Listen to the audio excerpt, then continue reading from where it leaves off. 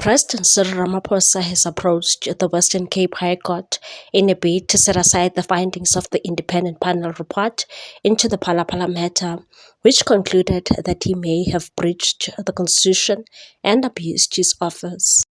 The president is asking the court to nullify the report in its entirety, which particular focus on the recommendation that Parliament consider initiation impeachment proceedings against him.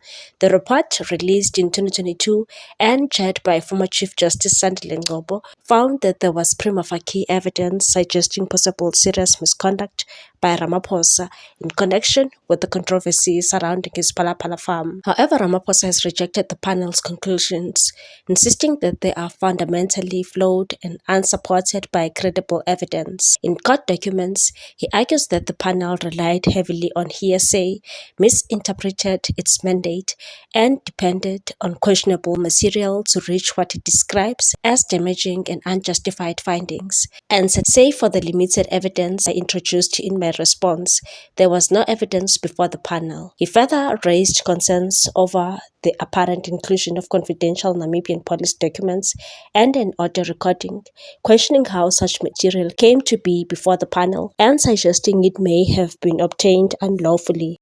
The legal challenge follows a constitutional court ruling which found that Parliament had acted unlawfully when it rejected the panel's report through a vote in the National Assembly.